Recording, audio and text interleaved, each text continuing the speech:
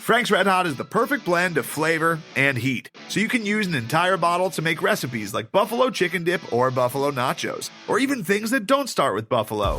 Frank's Red Hot, I put that on everything.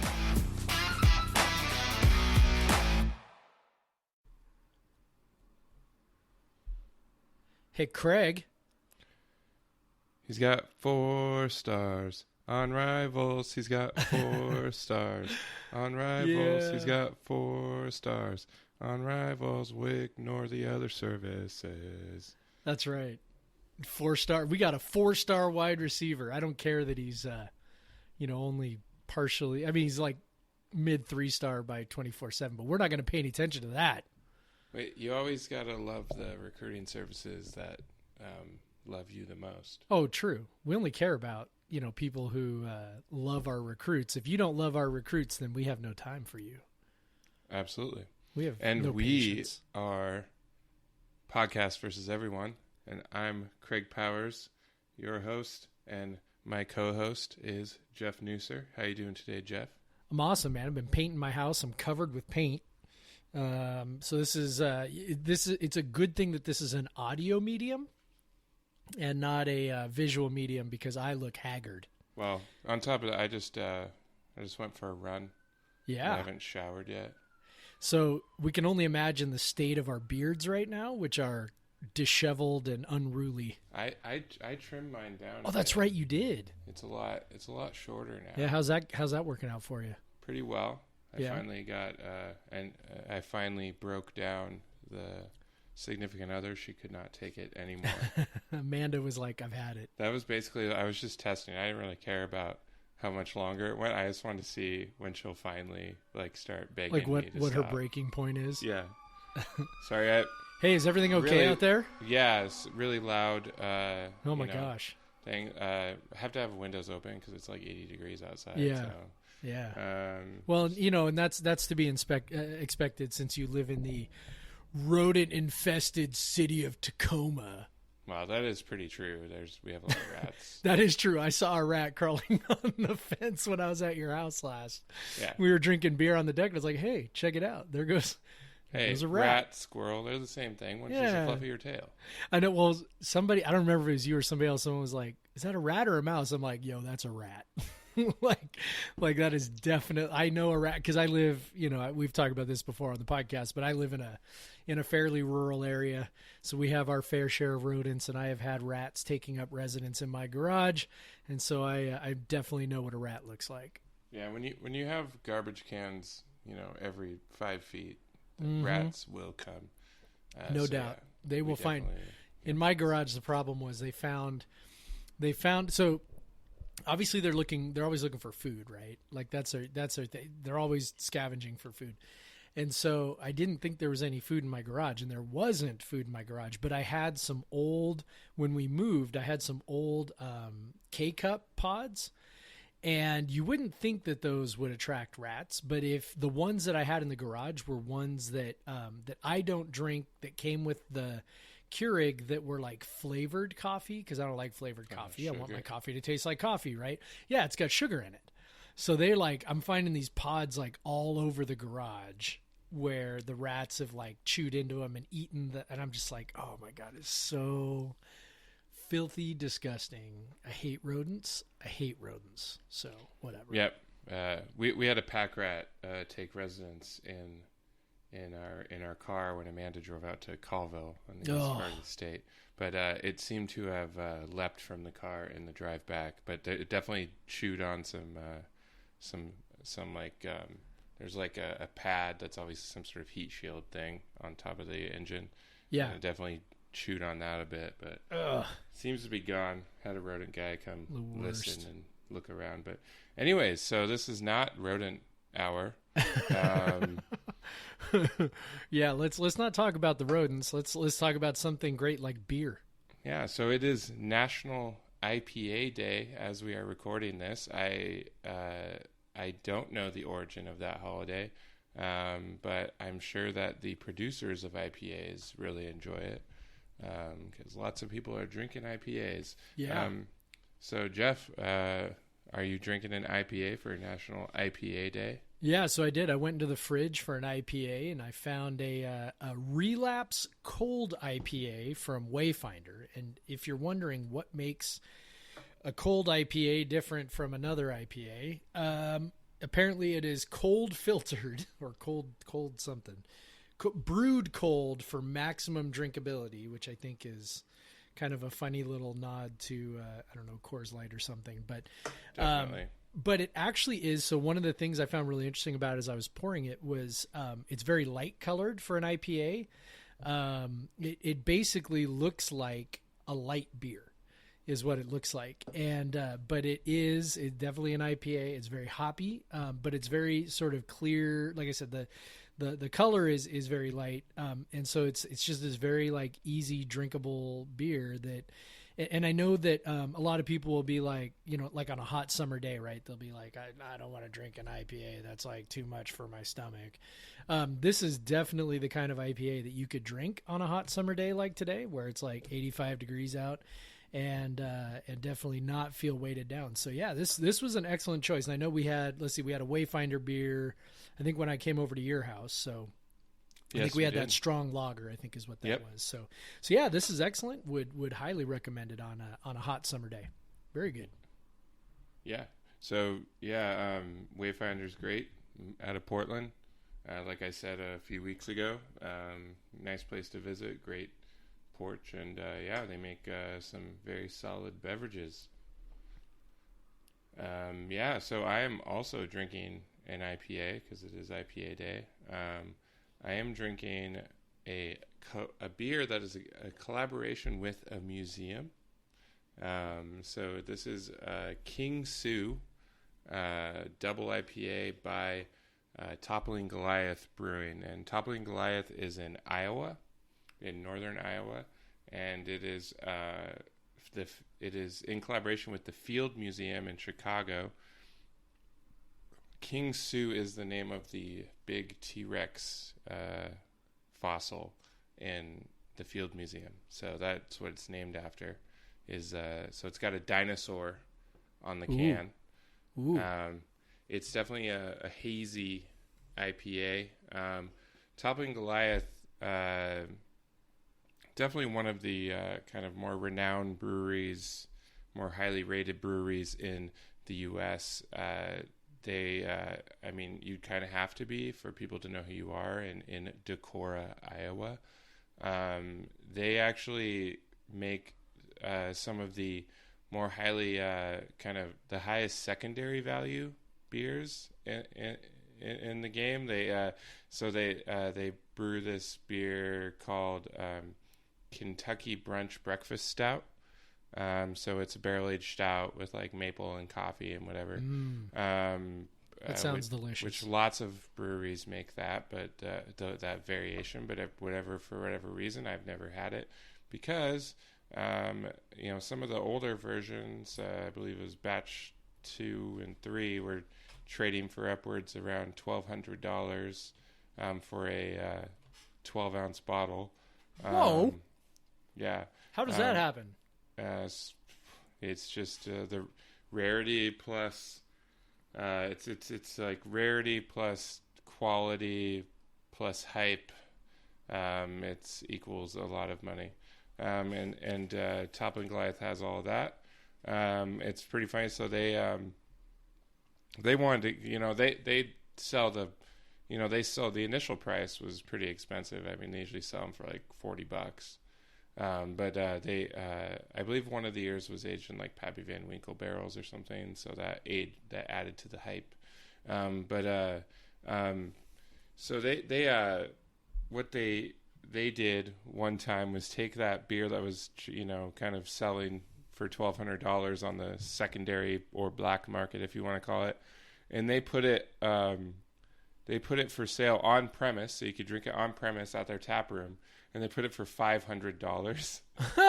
And so people flipped out. Like, Oh, how could you do that? Blah, blah, blah. And the funny thing is these people that totally deal in this, like, secondary market game that were flipping out about the brewery just trying to get some of that money, too. When there's, these are guys that buy the beer for $40 and then flip it for $1,200, and then they're mad that the brewery wants to get in on some of that money. But the funny thing is people bought the beer because, I mean, if you really, really want to try it, $1,200 versus $500, and you got the money, you're just going to go buy a plane ticket to Decorah, Iowa. Or if you're from Chicago, like I think it's like 3-hour drive or something, which is probably where most of those people came from. Yeah. But yeah, they do a few other big releases that get really high trade values. So little Decorah, Iowa gets a flood of neck-bearded, chubby dudes like a couple times a year. Whenever they do a big release, they always do like a raffle for tickets to go to the release. So it's pretty crazy. I tried to enter one year for that KBBS, but I did not win the raffle. I did have a friend who worked for Amazon who just wrote a code so that he would be picked. But I won't say who that was. That's how you put your knowledge to work. Mm-hmm. But yeah, this is very tasty. It's an excellent IPA. I've had it many times. It's delicious, and I really enjoy it. So I thought it'd be a great one. I had one in my fridge at this moment, so I thought it'd be a great one to show off today. Just very, very well done. One of the better hazies I've had.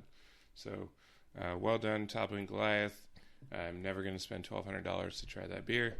Okay, now here's the question I have for you though. This may not be a question you want to answer. I don't know. But what's, when you think about, okay, how much you're willing to spend on a beer, like what's your limit? Like if it was like the right beer, what would you be like, okay, I would spend up to blank for the right beer? Well, if you would ask me pre-Beatrix and now, of course, kids change everything. Slightly different. Yeah, kids change everything. But like, if you would ask me 2 years ago or 3 years ago before Amanda was pregnant, like if it was like someone was like, you can pay $300 to try but you get the bottle of the beer, like that goes for I probably would have like been so FOMO, which I was like in serious FOMO mode at that point. Yeah. Like that I would have been like, oh yeah, I would have done it. But now I probably won't. I found myself like, even some of these is like there's like sellers of like beer, like stores online that will just kind of jack up the prices to kind of fit like closer to secondary values than actual price. So like, so they can make some money, like they're regular craft beer stores, but they've got a license to sell online and ship beyond states. And so I'll get that. Like I used to, buy like lambic off those a lot more. And then, but really like, because even some of the ones in Belgium where you can buy the beer for a fraction of the cost, they'll jack it up because they know a bunch of Americans are shopping. I used to do that a lot more, but now I wait, like I still do buy beer from Belgium sometimes, but like it's like direct from the brewery, and then they just have like someone else ship it for them. So it's like you get the beer for like crazy low price, and then you just have to pay like more for shipping than the beer cost. But you get like a bunch of beer that you could never get unless you like went to Belgium. But yeah, so I did.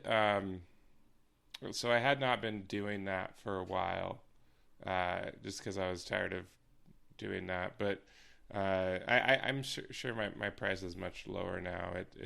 And it also depends on what the beer is. I don't know. Like I used to, like I like one time we were in San Francisco, and when I was like really starting to get into lambic, like it was my birthday, and there's this Cantillon Creek, which I've had a bunch now, and you can get in at the brewery in Belgium for like $5. But in this bar in San Francisco, they had it, and it was $55. And but I was like, it's my birthday, I'm gonna splurge. And honestly, like $55 is not that much compared to what I've definitely paid more than that for bottles of beer before. or shots of whiskey. Yeah. But yeah. So I don't really know what that price is. I'm not sure. It's higher. It's You're higher. like, it depends. It's higher than most people, but it's not as definitely high higher than mine. I know that. but it's not as high as it used to be. Which is good. Well, I think I may have told this story on the podcast before, so I'll keep it short if anybody heard it. But like, I remember the first time I bought what was to me a very expensive bottle of beer. Yeah, so you've definitely told the story. Yeah, and we, I took it up and there was no tag on it, and then it was $30, and I was like, oh my God, It's funny. One of the beers that I actually broke down and I bought from one of those online stores. It's because they had what you bought was a Bottle Logic beer. Yeah. And the favorite one I've had from them is their barrel-aged vanilla stout called Fundamental Observation. Yeah. And there's this place that I shop online that they got a shipment of it. So I think I paid like $35 for the bottle, but and then you have to fill your box to 6 beers to get it. So I bought 4 cheaper beers, and then I found another expensive bottle of beer to throw in there. But I did resist the majorly overpriced lambic this time for that. But I did shell out the shipping plus just to get that one beer. I mean, but I did get 5 other beers with it, so it wasn't just shipping for that one beer. Right. But yeah, so yeah, it was. I definitely, I finally broke down just because I really like that beer, and then people that I trust say this year's version is really, really good and better than last year. So I'm stoked to get it next week and probably drink it in 2 years or so. Who knows? I would say that my upper limit would be I've worked my way up to in the 20s. That's where I'm willing to go if it's right, generally for a special occasion. My issue is I don't generally have people to share them with.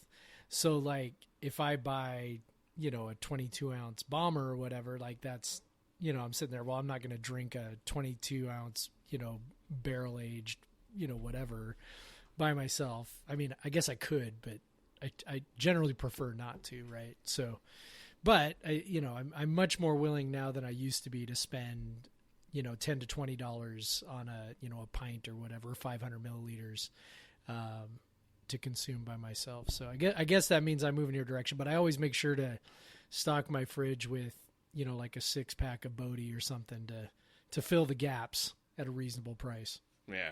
I mean, It's even funny. Probably there's a point in your life when you wouldn't have thought that the 12-pack of Bodhi or 6-pack of Bodhi for $10.99 was not a reasonable price. No. There was definitely a time in my life where I'd be like,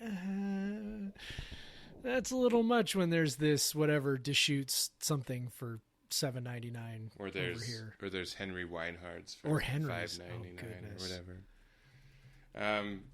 Yeah, so that's beer.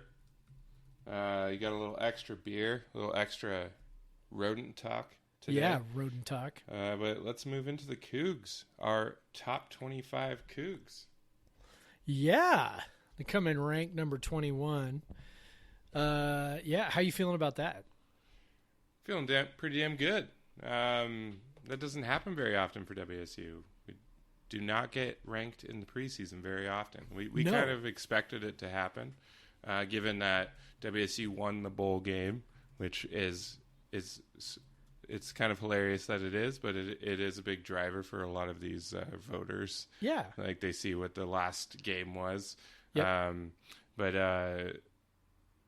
yeah, so it was very nice to see. 21's a nice spot, Yep. You can kind of see. So you got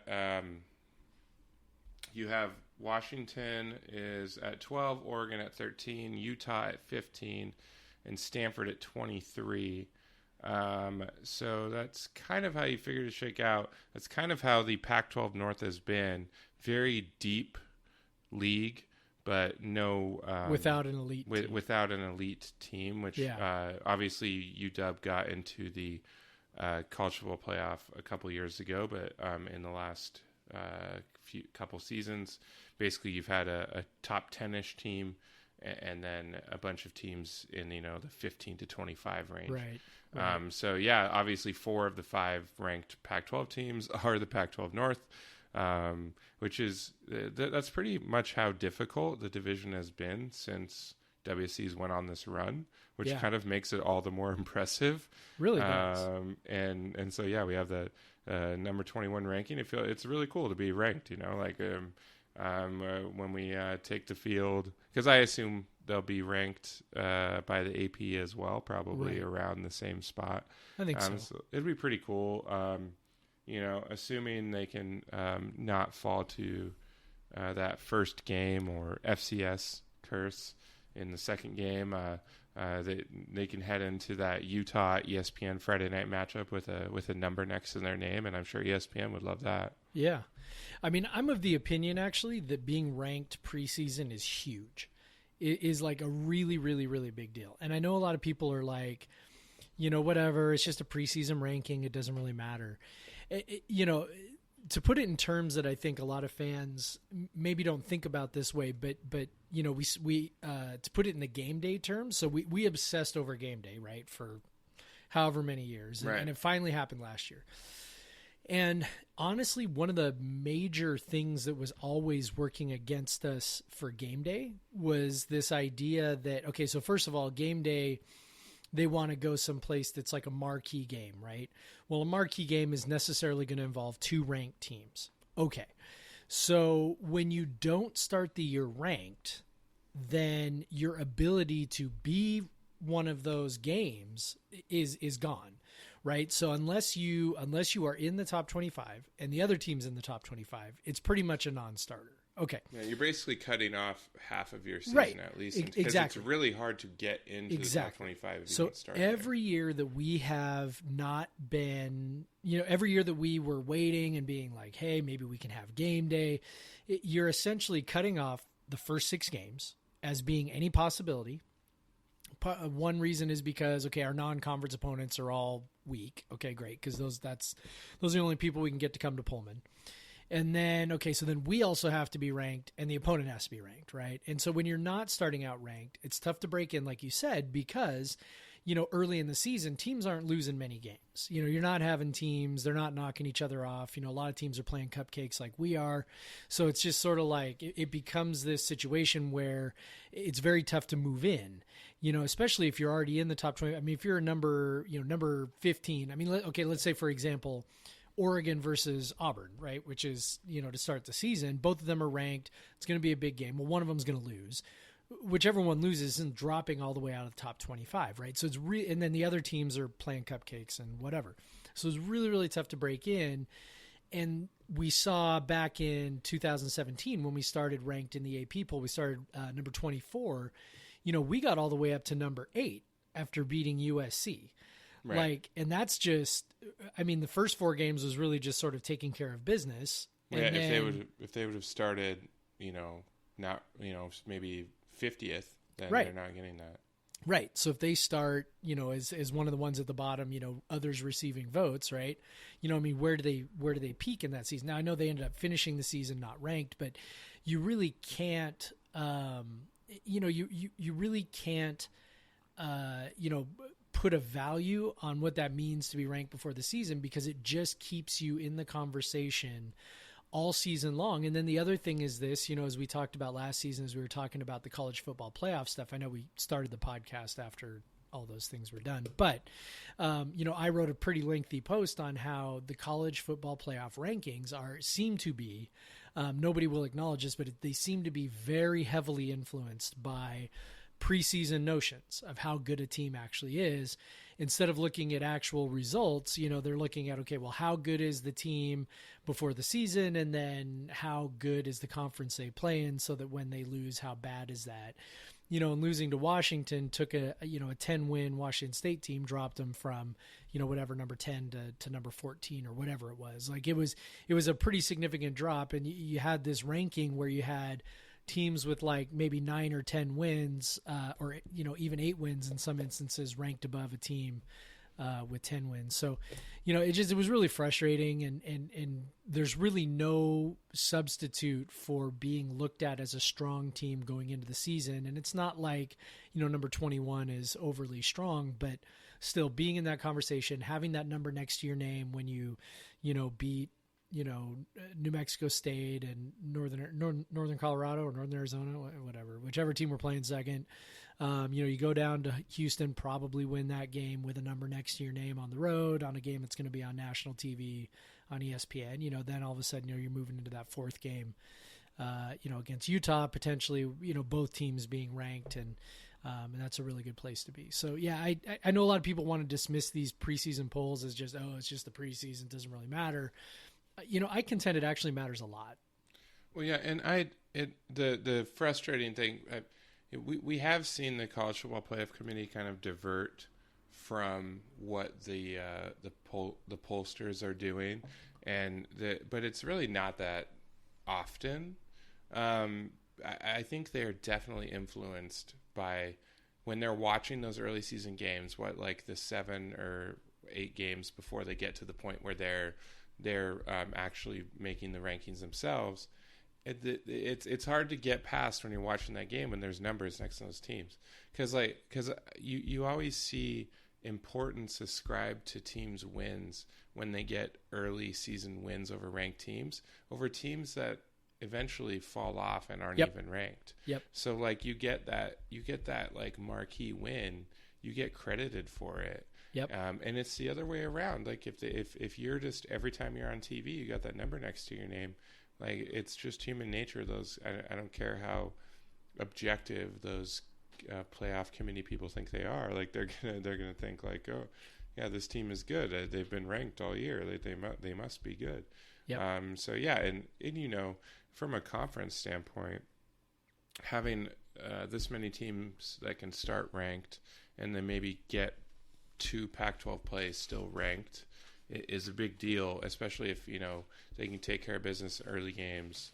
If Oregon beats Auburn, they're going to be maintaining there, maybe even moving, like even though Auburn's not ranked in the top 10, like Oregon going and beating them might give them a little boost in the rankings, and then suddenly all these matchups that happen in the first half of the Pac-12 season are much bigger stakes, and suddenly like the Pac-12 is viewed as a better conference, and so yeah, it's a big deal. You can think it's stupid, and you're probably not wrong, but it influences things, and honestly, like think about this, like, and I've come around to believing that it does influence recruiting perceptions as well. I think so. And so if these kids are coming to Pullman, or they're watching, they know they're getting recruited by WSU, and they see them on TV and they're ranked, like suddenly, like, and I'm not sure how much it impacts fan perception, given that I think we were ranked number 11 when Arizona came to town, and the stadium was half full, but yeah. Well, that game was also it was also 20 degrees. Yeah, it was 20 degrees or whatever.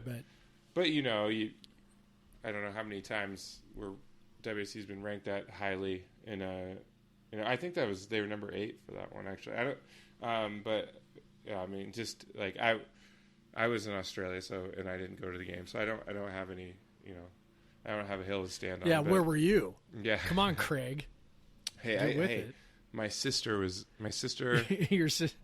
had her ass in my seat, and I think if we're all being honest, she was probably a more passionate fan than you were anyway, so that's fine. She's definitely louder. She is pretty damn loud. She is loud. By the way, yes, we were number 8. She was pregnant by then, though, so she was not drunk. Yes, we were number 8, by the way. Yeah. And so, but yeah, I mean, look, that game was a perfect example when we went from, we beat a team 69-28 and didn't move in the college football playoff. It was sort of like, the die was cast at that point. I mean, we just kind of went, okay, what do we got to do? Well, apparently there's nothing to be done. You beat the hell out of a team, with hang 69 on them, and then people just go, yeah, that's nice. And it is nice. It is nice. That's true.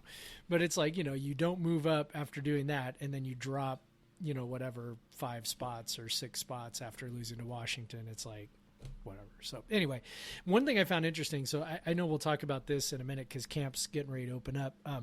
So Mike Leach had his camp opening. Well, it's not really open yet, but just sort of his pre-camp teleconference call. And one of the questions he was asked was about the ranking. And I sort of expected him to be a little bit like, we don't pay any attention to that. We just want to be us, and we just want to do what we do and whatever. But he actually didn't do that. He actually kind of said, it's good. I'm pleased, and I was like, actually, I think coaches, I think maybe it gets back a little bit to, the point that you were making where, the ways that it impacts recruiting and the ways that it impacts the way, the players feel about themselves. I mean, look, we all would love to say that we don't need external validation to feel good about ourselves, but I mean, we're all human and we all love that little, hey, you're awesome, right? I mean, it's like, that's what it means to be ranked before the season is it's a little, hey, you're good. And somebody else is validating the work that you've done. And, so, and you obviously I think you probably want to go out and prove that you're worthy of that. So, I did the STP a couple weeks ago, and I have, they gave us a hat at the end that says finisher on it. And I mean, it's not even my type of hat. It's very much like a dad hat. And, I usually wear like the 5950s and stuff like that. Yep. But I've worn the heck out of that hat. Listen, I can see, hey, right next to me, hanging on my wall, is my medal that I got for finishing the Seattle Rock and Roll Half Marathon 5 years ago or whatever. And I'm just like, fuck yeah, I did that. Like, I love having that hang on my wall because I'm like, yeah, I did that. So the validation, I mean, obviously I'm not walking around wearing the medal. That'd be weird. But, I definitely. If it was made into a hat, then maybe if it was a hat, I'd do it. But yeah, it's just, you love someone to say, yeah, you're doing a good job. And I think, being ranked preseason, especially in a season where, I mean, let's be honest, WSU losing their starting quarterback, typically that's a signal of, okay, it's rebuild time. Right. And, I think it's a nod to the program that Mike Leach has built. Yes. And, more so than anything else, it seems like, and I know, PJ wrote about this a couple weeks ago. PJ writes about like the greatest topics. He wrote about how every Sunday morning, I know, like the best things on Cougar. They're great. And he always thinks of something interesting, and discussion worthy to write about. And, he wrote about how there's sort of this popular opinion within, Cougar fans that, somehow the media is out to get us, or, like the Rodney Dangerfield, we get no respect. And it's like, probably true, but also well earned over 100 years of football, right? Of not really being relevant, and so that's not where you get you don't get the benefit of the doubt when you've been pretty irrelevant for the better part of the recruiting century. Rankings. There's a lot of things and recruiting rankings aren't great or whatever. So this I think is a nod to, hey, Mike Leach. All he does is have awesome teams that win games, even at a place like Washington State. And so I think it's a validation of what he's built, where now we get to start getting the benefit of the doubt in a way that we really never did, where we go, we don't know who the quarterback's going to be, but whoever it is going to be fine. And I think, and as fans, I mean, I think we feel that too. Yeah. And that's it. Like, and we've talked about this already, but yeah, I mean, the validation that there's belief in the program beyond, your crazy WSU fan. Because even, you and I try to, we're not objective, but we try to assess the team from an objective perspective. Mm-hmm. And we've talked about this, in the past couple of weeks, how it's just like hard to do at this point because you want to look at recruiting rankings and you want to look at the guys that left and all this stuff, and you're like, we just can't possibly be good again. And maybe not 11 wins good again, but what do you got to be to the top 25 team is be like 8-4. And well, that's the thing. Like, since WSU was starting out as 21st, 8-4, 9-4, 8-5 might get them a finished ranking in the top 25. Yeah. Where if they didn't start there, they might. We already just talked about that, but yep. But yeah, so obviously, there's that validation that, we're one of the, I wouldn't say 21 is one of the big boys, but we're definitely have a seat at the table. And given that this is WSU, that's pretty awesome after 4 consecutive years of good. And by all accounts, at least another season of, what's the floor now? I don't know what anyone wants to say what it is, but like there is no floor, as we know. Yeah, but, we know there is no floor. We are Cougar fans. We are Mariners fans. We are whatever fans. We were Sonics fans, and I mean that's the true floor, right? Your team up in Paxa and leaves town. So I don't know, would it have been so terrible if just in 2008 and 2009 WSU just took the season off? Death penalty with that might just full SMU. So hang on. So next off season, when we're looking for a topic, we need to write this down on the Google Doc. That would it have been preferable to have received the death penalty for 2 years? Well, we can talk about that one next summer. There was an Apple Cup win in there, so that'll probably disqualify it. 'Cause we don't get many of those anymore. No. But yeah, so let's we're going to talk about fall camp opening, but before that, Jeff, what do you think? Commercial break? Commercial break. And we're back. Woo! That commercial was great. Man, it had me on the edge of my seat. Yeah. How about that? Yeah, so good. So good. What a great podcast and/or product. Yeah, you should totally subscribe and/or buy that product. Yeah. So fall camp is starting. Yes. What day? Wait, hold on. What day is it, Jeff? August 1st. Today is August 1st. Let me look at my calendar. It's squarely in summer. It is. So That's true. It must go to fall then. No. The season starts before that. That is true. And Vince Grippi. Vince Grippi loves that one. Vince Grippi of the Spokesman Review and the erstwhile beat writer of the Cougs for the Spokesman. And the Athletic. That's always and the Athletic. That's true. He did some stuff for the Athletic last year. That's one of his pet peeves, which I understand as a newspaper former newspaper guy myself. It's not accurate. Tell those kids it's going to be. That it's fall and it's going to be 100 degrees in Lewiston. That's right. As it's 100 degrees for the next 4 days. It is funny. The Lewiston part is sort of hilarious because, I think that first year they were down there when the operations building was being constructed and they had, they had construction equipment on Rogers Field or whatever it was. And they went down there. I think they went down there. Wasn't it like a full week? Was it maybe even more than that? Was it maybe like 10 days? Yep. Something like that. Yeah. It was pretty extended. So people make a big deal about the team going to Lewiston. Now they go for like 4 days now. And that includes like the day that they travel down there and then like the day that they come camp. back. It's it's like, you say goodbye to your parents. And yeah. And the reality is that, the temperature is ridiculous. The fields are shitty. Like it's just, whatever. You go down there, they practice for a couple of days. You pray for knees. Exactly. They practice for a couple of days in shorts and helmets. And then they practice for a couple of days with some mild contact and then they come back. So, I think it's more of a team bonding thing than anything else.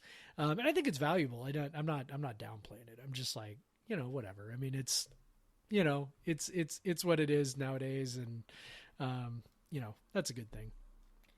Yeah, but man, this means that football season is nigh. Bro, it is so close. We're going to have a football game this month. This freaking month, man. Which is both it's both awesome and depressing for me because that means also my summer vacation is about 3 weeks away, 3.5 weeks away from being more or less over. Hey, you know what, pal? You know what? I chose this profession for a reason. Okay, I'm just gonna say that out loud. But yeah, no, you can go back to working your 60-hour weeks to make up for the 2 months that you don't work. It's actually preferable right now. Yeah, that's the thing. It's like I always tell people, I'm like, it's comp time. I swear to God, it's comp time. But yeah, I can go back from, instead of working for, 8 hours a day painting my house, I can go back to work 10 hours a day, teaching kids stuff. But anyway, hey, so first game's about 4 weeks away. Summer camp is starting. So I mentioned I listened to this Mike Leach conference call, which was stunningly short and bland. And that wasn't really Leach's fault either. The reporters didn't really ask that many questions. So I didn't have any questions prepared because I was like, I'm sure the questions will be good. I'm sure it'll be interesting. Whatever. It wasn't, but there were some things I should have, next time I'll have some questions. But one of the things, let's see. Okay. So let me kind of go down the list. I took some notes, some things that he talked about. Obviously quarterback was kind of a big topic of discussion. One of the things he mentioned, so for fans kind of wondering, he said the quarterback reps that would be basically the same as last year, just sort of in how they narrowed down from, 3 guys competing to 1 guy being the starter. So you're going to have a couple weeks of where, all 3 guys are getting lots of reps. They'll sort of winnow it down to 2, maybe for like a week. And then, for the last week and a half, you'll have the one guy leading it. And as we've talked about, we both anticipate that being Gage Gabrud, but, obviously Leach was non-committal on that front, didn't want to talk about that. One of the things that I found was interesting was, he kind of said that, that he wanted to, that he would love to have his starter, locked in like right now. And so he said, yeah, in an ideal world, we would do that. But he said that, we don't always have an ideal world. And in this case, he wants to have, as many QBs as many good QBs as he possibly can. Competition will make everyone better. So, he just kind of talked about how, part of, giving these reps to different guys. Yeah. Part of it is the competition piece in terms of trying to figure out who the starter is going to be. But part of it also was the competition piece of, hey, we want everyone to get better. We want everyone to get reps. We want everyone to, have a chance to, show what they can do. But also, look, you never know which of those guys you're going to need. I mean, we've had years in WSU football where we've needed a third quarterback. So for all, 3 or 4 of those guys I mentioned, in addition to Gabrud and Gordon and Tinsley, Cam and Cooper will get some meaningful reps. Even, obviously spring game notwithstanding, I can tell you the coaches I think are pretty high on him. So, you'll get a chance. Those guys will each get a chance to get some meaningful reps, both in the name of showing what they could do and potentially starting, but also in the name of just, getting live reps and practicing. So that was kind of the first thing. Another thing he talked about Deion McIntosh. The funny thing was, though, he was actually asked about Deion McIntosh, didn't really offer a whole lot of thoughts in terms of McIntosh specifically, which I found kind of interesting because McIntosh was a guy who he, sort of directly answered about at Media Day, said, they were excited, thought he was explosive, etc.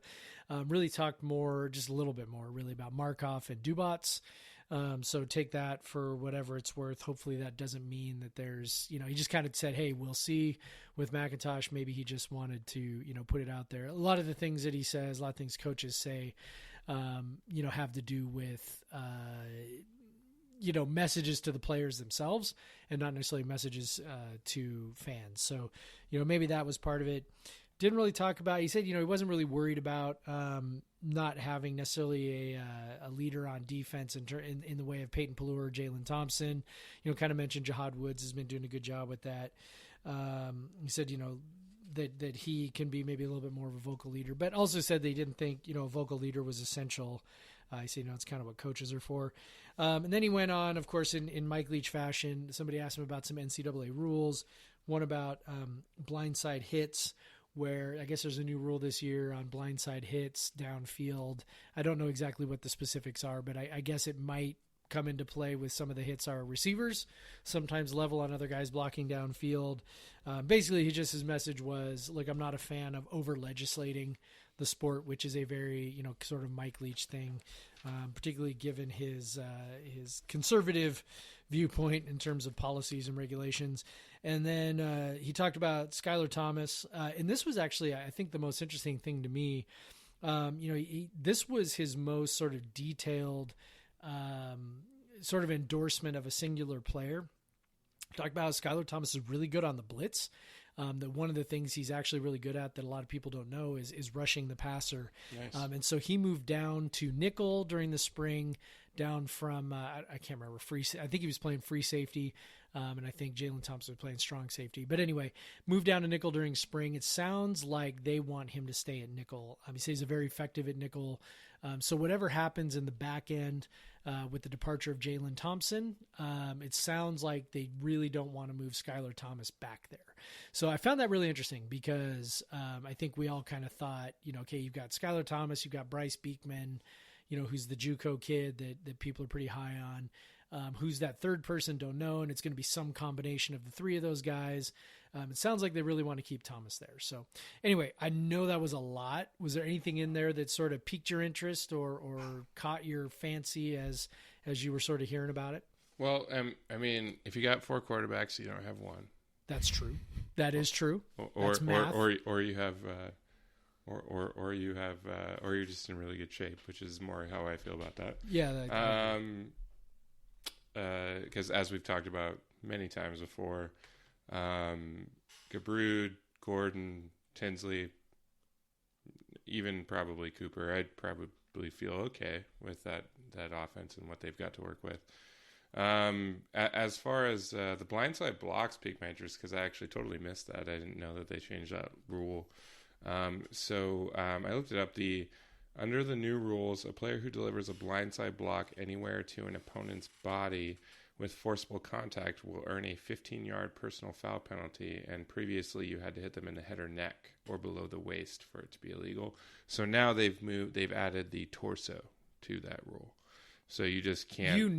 Someone's going to get screwed by some bullshit call. Absolutely. That's where Leach's point rings true, is that what the hell's a blindside block? Like when on punt returns and kick returns, like everything's a blindside block. Like, right. I mean, Jesus, like you just can't hit a guy like who's near. Like, how are you gonna know? Like, do you have to like do you think like when they're running, they can't even hit them like in the chest?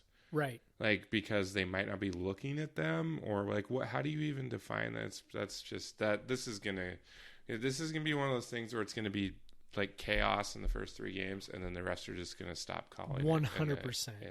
It's gonna end up on SportsCenter. Someone's gonna get hit hard on a normal, what everyone considers a normal football hit, and then some, Pac-12 ref's gonna throw a flag.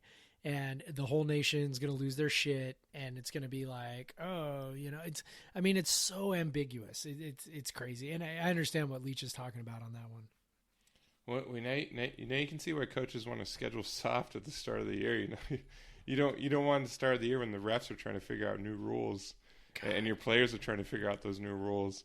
Like to have a 15-yard penalty right. matter, because right. Hopefully that doesn't matter against Northern Can you imagine Colorado. if one happens in like Auburn, Oregon? Oh, I'm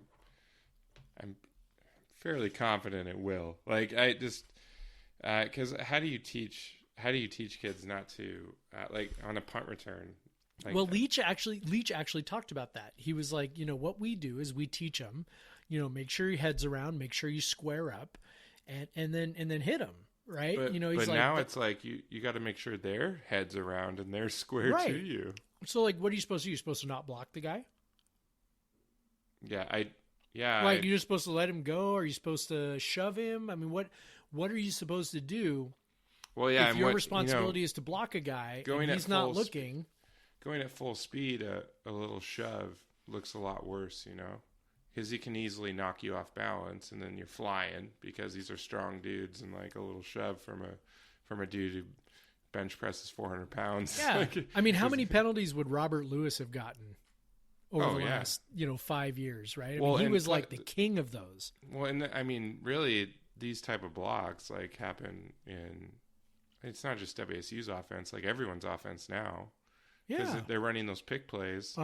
And those are built on blindside blocks. Like were they gonna? I don't know. It's just I can see why Leach would give his sort of statement on it because, it's gonna make. And I know you talk about this all the like, at least to me, and you've probably written about it a few times. Is like every time they add one of these rules, it just makes things harder. Like you wrote about it with the targeting rule.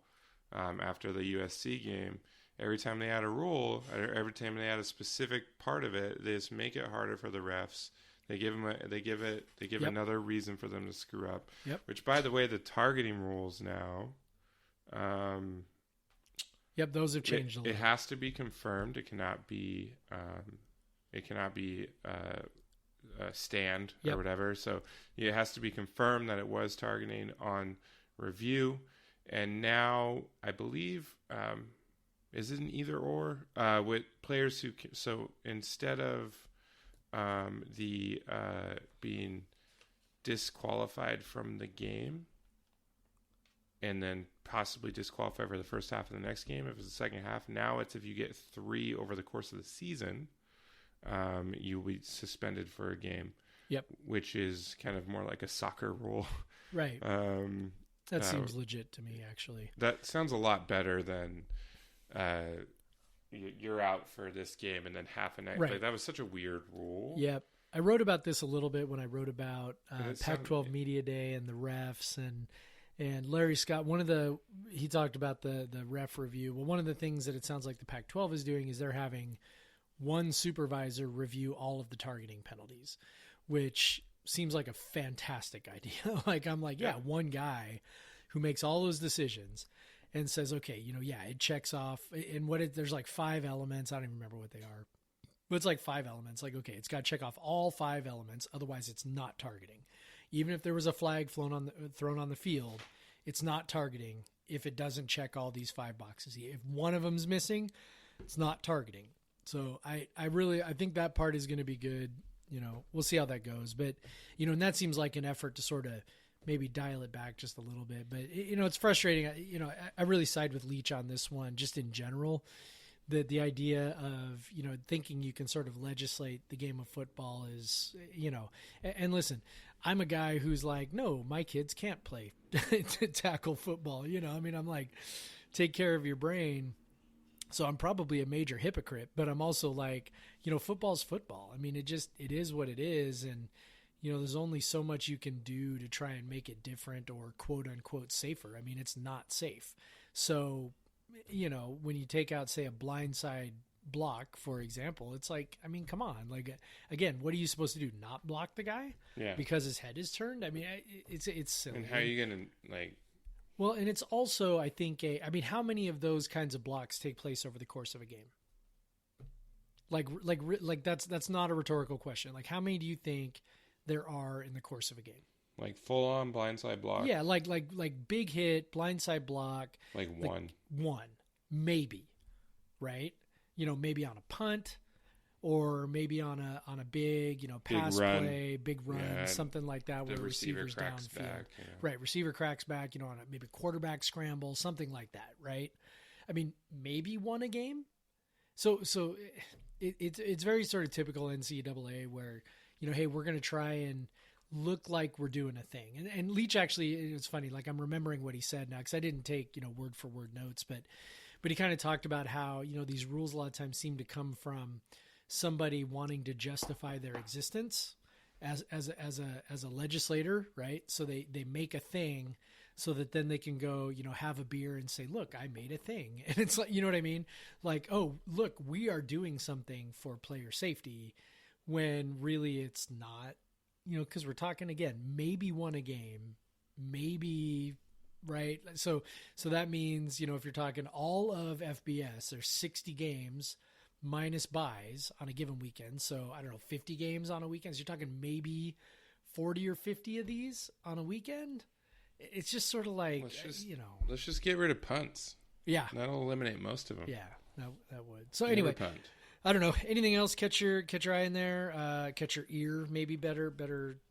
I think Leach is just playing coy with the running backs. I think so too. He's very well known to do that. Yeah. The safety situation, obviously. That's interesting to hear that Skylar Thomas definitely won't be moving back there. They have a few, they have a handful of JUCOs, and then they have like Daniel Isom, like a redshirt freshman or something back there. Definitely replacing Jalen's going to be a huge thing, because I doubt you're going to replace the talent, but you just want to mitigate the loss in some way, like try to make up for it maybe the other safety position or whatever, because obviously Skylar Thomas definitely left some room for improvement on the other side. So hopefully, you can mitigate it by having two guys that kind of approximate the overall quality that you had last year, but Jalen obviously leaves some big shoes. So that'll be an interesting thing to watch for sure in fall camp, or in summer camp. Yep. Yeah, and I think I think it's good that you feel like or that they feel like, hey, we've got this, this one spot nailed down, so now we just kind of have to figure out the combination in the back, and they do have a lot of guys to choose from. That nickel position has been a crucial position. It is. It really is. If they feel good about Skylar Thomas there, I'm sure that makes sense that they would just stick with him there, because go back to Shalom Luani and Hunter Dale, like they've been locking down that position for a long time. For the last 3 years, that's been a really important spot. It's a playmaking position, because it does blitz a decent amount, and it plays now that everyone's running 4 wide receivers most of the time. So disruptive in the short passing game. It's, if you're real strong there, that's a spot that the offense has to account for. That's really what we saw with Luani about 3 years ago. And then, of course, Hunter Dale was great in that role. So, it's I like the idea if they feel that strongly about Thomas there. I like the idea. Hey, let's just leave him there. He spent all spring getting used to it. Let's have him, and he's only a sophomore. So let's have him get ready in that spot, and then I think in some ways, the back end's a little less important. But again, there's about 4 guys I'm sure that could sort of end up in that spot. And the good news is, look. You've got a couple games to figure it out, right? Right. I mean, the first 2 opponents aren't really going to test you a whole lot. Should put up plenty of points too. Yeah. So the other team's going to be passing a lot to try and catch up, I imagine. So, they'll be able to rotate some bodies back there and kind of figure it out before you've got to play. What figures to be a pretty dynamic offense in Houston. So. Yeah. So we just got a few more weeks of practices, and what in like 3 episodes we'll get to talk about a game. Oh my God. That'll be fun. That is so exciting. Like, again, super exciting, super depressing, all at the same time. But it's like 55% excitement, 45% depression. So for me, anyway. But one thing about college football that never stops, Jeff. It's true. Is Cruton. It's true. Cruton never stops. We just landed a 4-star receiver. 4 stars. 4 stars. Top 50. Top 50. At his position. We're totally joking, but not joking. This is actually really cool. Yeah, no, yeah. WSU signed 4-star receiver Christian. We haven't signed. Sorry. Yeah, we got a commitment from him. Yeah. Not to be Debbie Downer. We're too close to signing day still, I guess. But committed. Which you should be debonair, because we've all seen what can happen with this stuff. But for now, 4-star on Rivals, 3-star composite 247. Just a good player. By any recruiting. Interesting thing he said on Twitter, I chose the best passing offense in the country. Yeah. So what we talked about, WSU having a Reputation. Well, there's your reputation right there. Yeah, 100%. And, the kid's from Michigan, right? So, and it's actually a really nice, in recruiting terms, it's a really nice get, right? Where, you look at a kid, so he's the third receiver in the class. The other two are guys who are inside receivers. You've got Cedric Pelham and Joey Hobart. Both those guys are under 6 feet. This kid is 6'4". He's 6'4", 210. Yeah, yep. 210. So big kid, big receiver. He had offers from Penn State. Went out to Penn State's summer camp, and earned a scholarship while he was out there. Had an offer from Missouri and West Virginia, and so was a kid who was fairly highly sought after. He had an offer from Oregon too, but I guess Oregon offers 500 kids or whatever. So take that for whatever that's worth. But he immediately became the highest ranked kid in the class. So going to be interesting to see if if his 24/7 rating sort of moves up and falls a little more in line with what Rivals sees him at, or if that changes at all. So, because sometimes that'll happen, right? When there's kind of this big of a difference, and I guess to put a number on it, maybe for fans who don't pay very close attention, if 24/7 saw him as a 4-star recruit, they would give him a number something like 89 or 90, 91, 92, 93. I think 94 and above, I think, is what they consider 5-star kids. Okay. Right.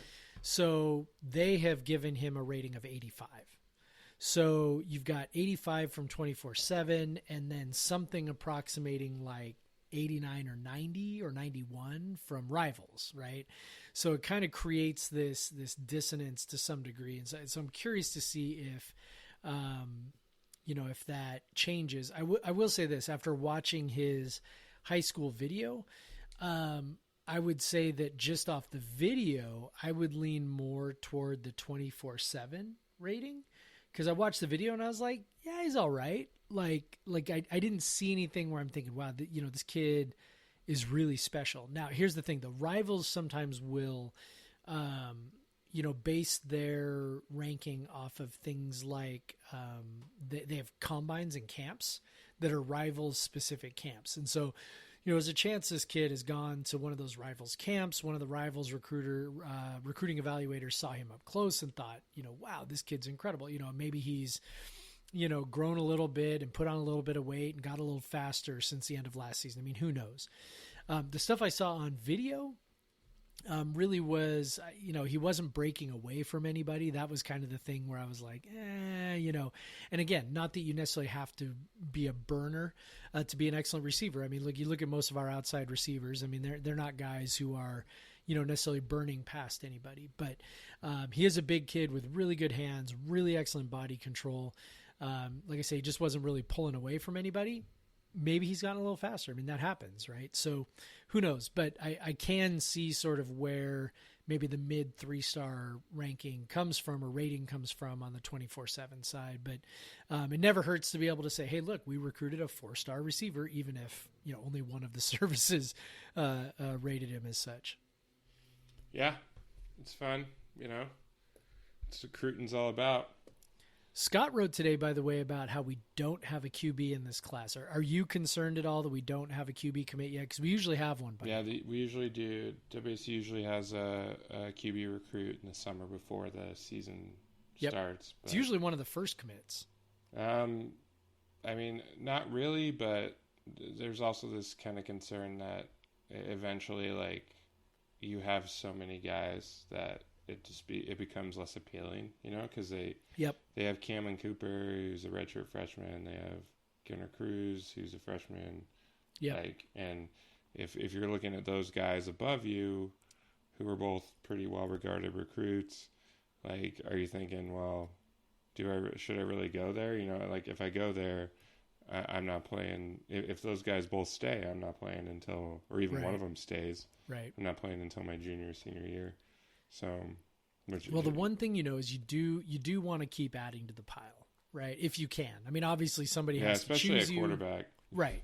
Because, look, we're losing 3 guys at the end of this year. Yep. 3 guys so we're going to have 2 quarterbacks in January.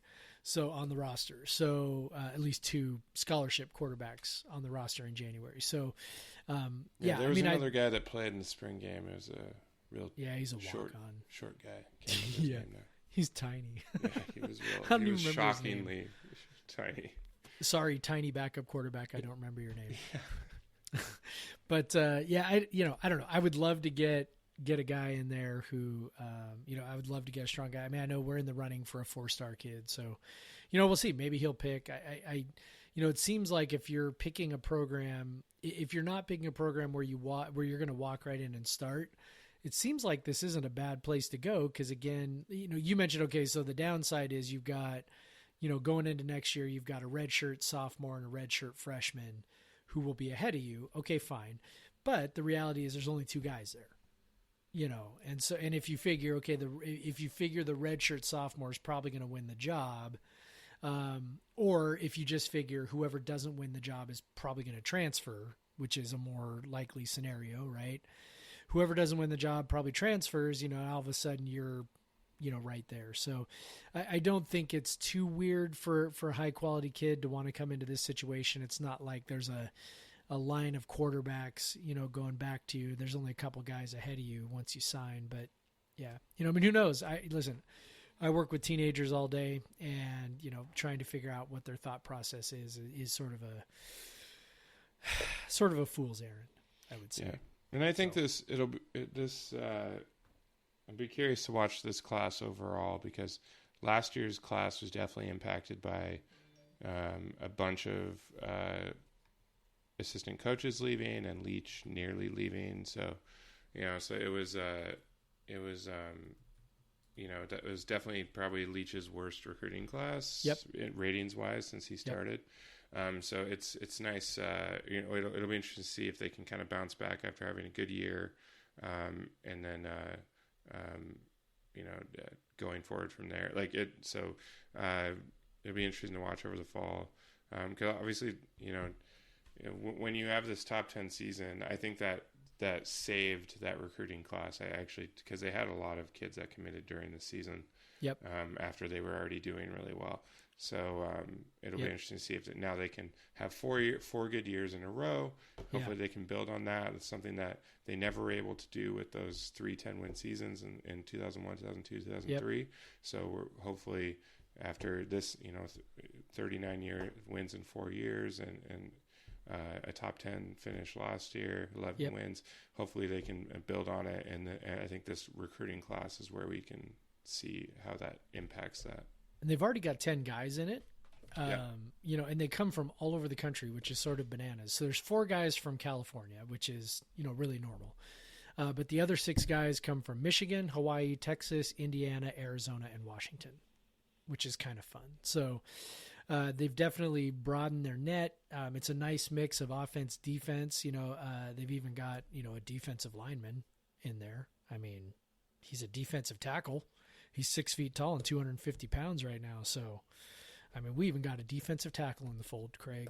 So I'll hold my breath on that one. Yeah. 2 running backs, 3 wide receivers, a couple of DBs, a couple of offensive linemen.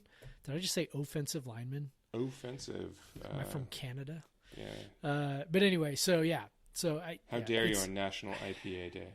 I know. America's beer. What kind of American am I? I don't know. Anyway, yeah. So good looking class so far. 10 guys before the season's even started, I think, is a great place to start. The only thing it's missing is the quarterback. I mean, I'm not freaked out about it. It just would be nice to have a good one in there to add to the pile.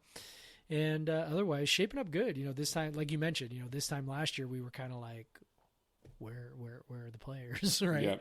Yeah. So I mean, if you figure all of these guys stick, which probably won't happen, but if you figure they do, I mean, this class is already, really basically 40% done, which is a pretty cool place to be. So, yeah. So should we? Let's see. Should we take one more break, then come back and talk about nonsense? Nonsense.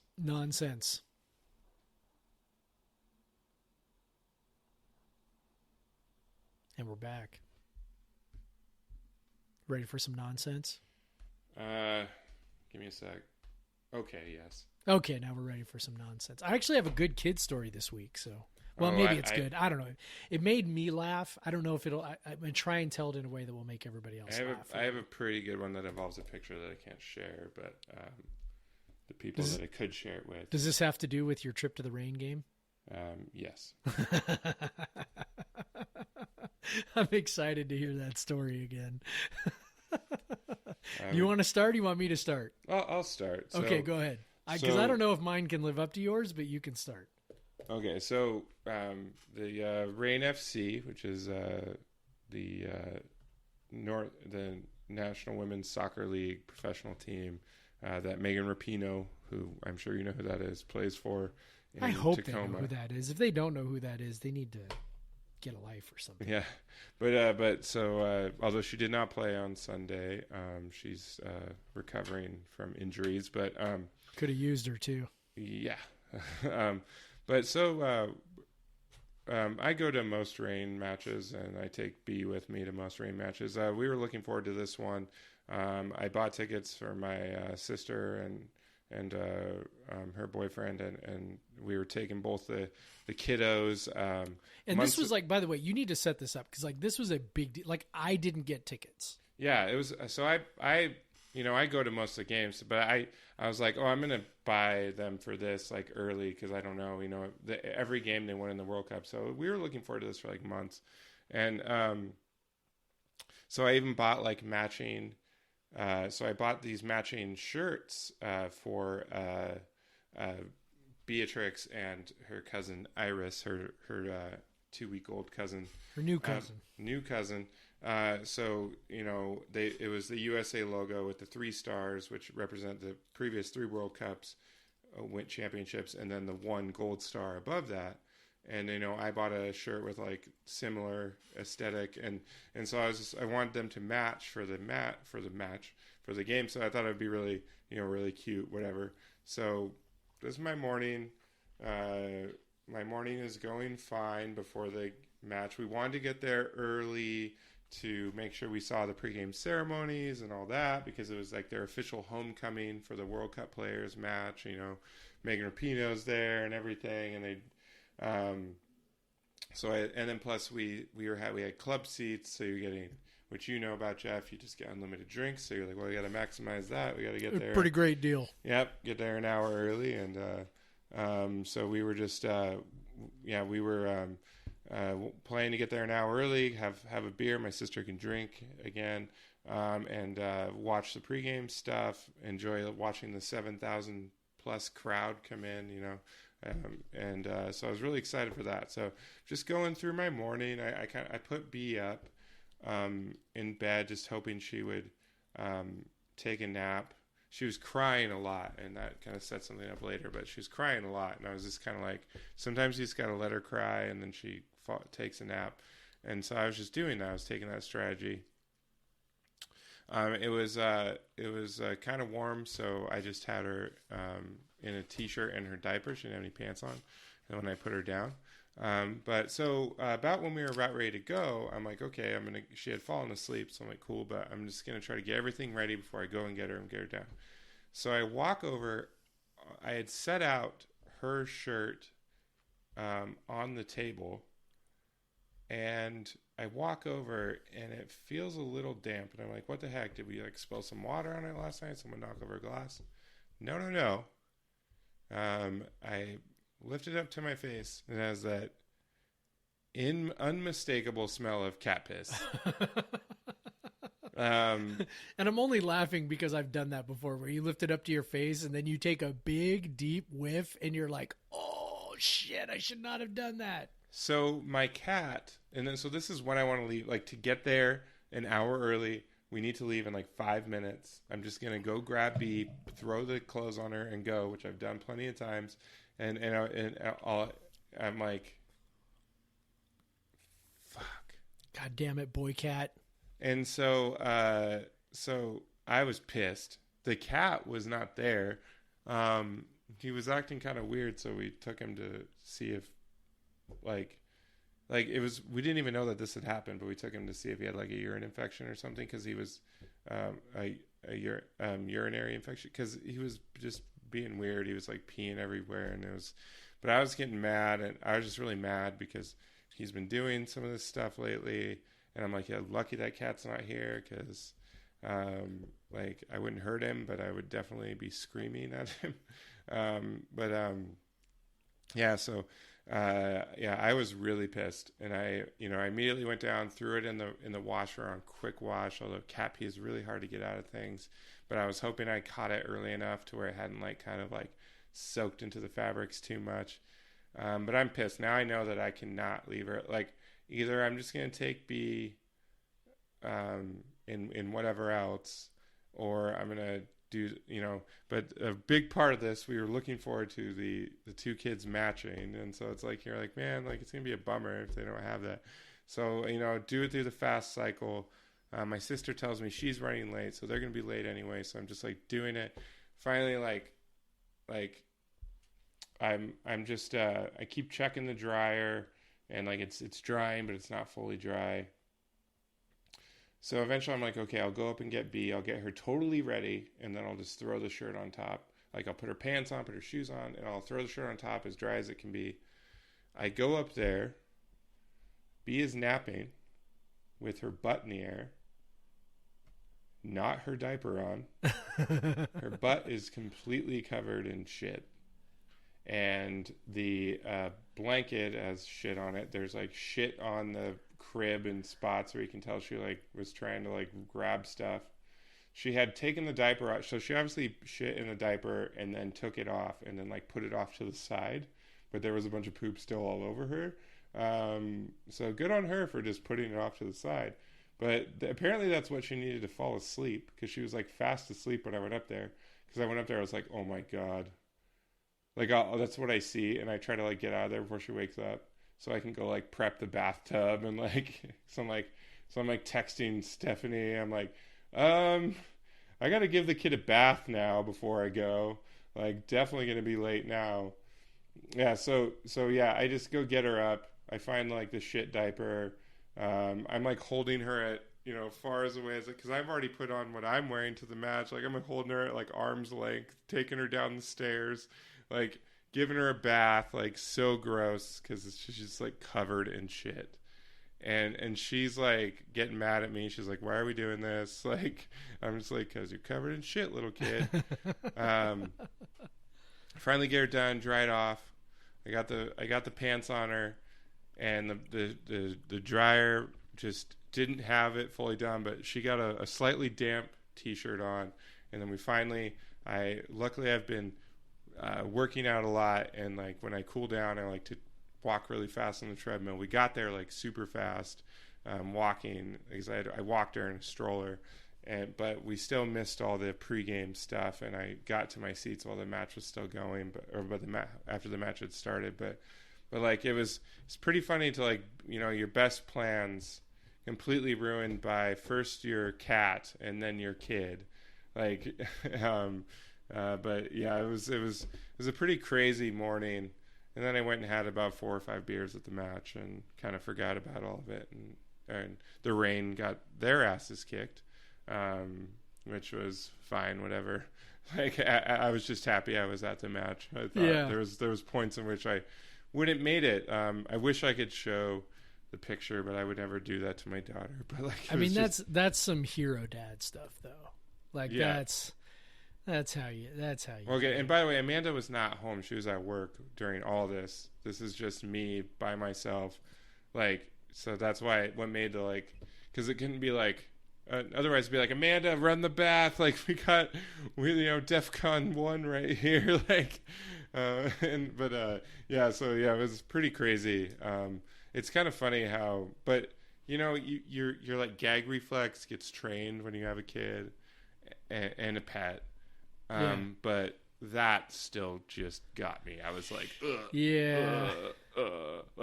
this is disgusting. And I just left everything covered in shit. I'm like, I don't have time for you right now.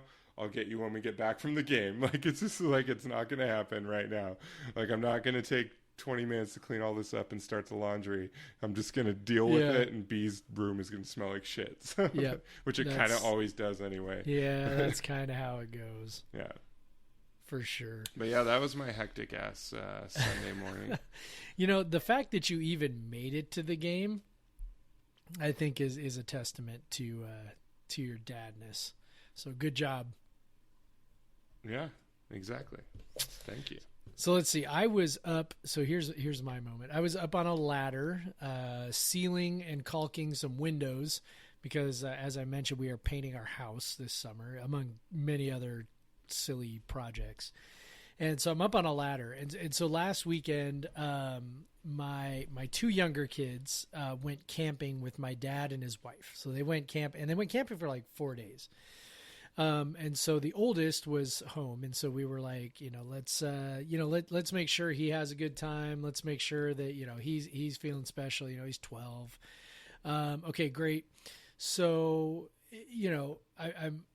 we had one of his friends come over and stay the night. He hung out, stayed the night. And then the next morning, his friend's mom was like, hey, if you want, he can come hang out at our house for the day. And then, they'll get basically 2 days together. We were like, great.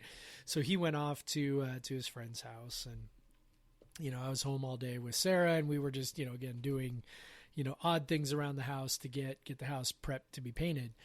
And so I'm up on this ladder, up, basically under my eaves on the second story, putting caulk, in this crack. And he comes back. His friend's mom brought him back, and he gets out, and I'm like, hey, bud, how's it going? He's like, good. I'm like, did you have fun? He's like, yeah, what'd you do? Oh, we went out to dinner, whatever. And then he goes, hey, by the way, and I said, okay, what? And he goes, are Tristan and Atticus back? And I'm thinking, oh, this is so heartwarming. Like, he misses his little brothers, and, like it's, this is not a thing that the 12-year-old typically does, right? Normally he's like, get away from me. Like like vermin or whatever. Like he just doesn't really want to be bothered by his younger siblings. But the way that he asked it made it sound like, hey, are they home yet? And I was like, oh, this is so nice. And I said, no, they're not. I said, do you miss somebody? And he goes, well, actually what he said was, I go, see, I've already screwed up the story. He goes, are they home yet? And I said, no. I said, they're not going to be home till tomorrow. I said, do you miss them? And he looks at me like deadpan and goes, slumps his shoulders and goes, no, I wish they were staying away longer. And then walked inside the house. And I'm like, what an awesome family I have created here. I have fostered a loving environment where everybody is valued and everybody cares about everybody. And I'm just like, I was cracking up on the ladder. I'm just like, because the way he asked it was just like, it sounded very sweet. And then like, as soon as I said, oh no, they're not home yet, but they'll be back tomorrow. And then his shoulders just slump. And I'm like,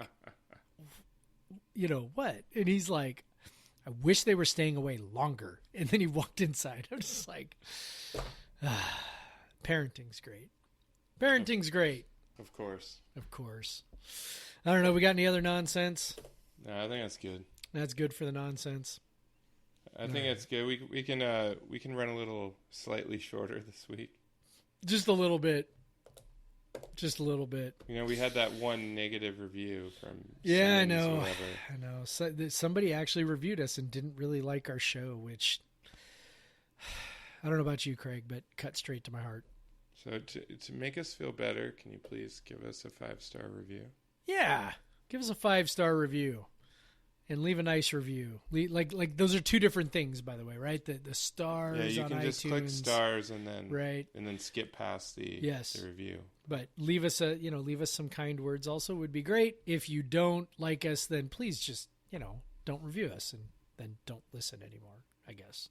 But it really does help people find the show when you rate us and review us highly. So I would appreciate if you would do that. And somebody sent us an email last week, Craig. Yes. So we answered it. I answered it thoroughly. Yeah. And so if I have it set up where I won't go weeks without seeing them. If you send one, I have it set up so I'll get a notification when do you send me the email. So feel free to send us emails to podcastversuseveryone@gmail.com. That's versus with a VS. That's right. Send us email questions, comments, rebuttals, Yeah. agreements. Whatever. Yeah. Any of that stuff. And if you ask us a good question, maybe if we get enough questions eventually, we'll actually answer questions on the show. Yeah. But we're about 30 questions too short of that right now. That's true. Yeah. All right. Well, Craig, I think that's Jeff. good. All right, go Cougs. Go Cougs. We'll talk to you guys later.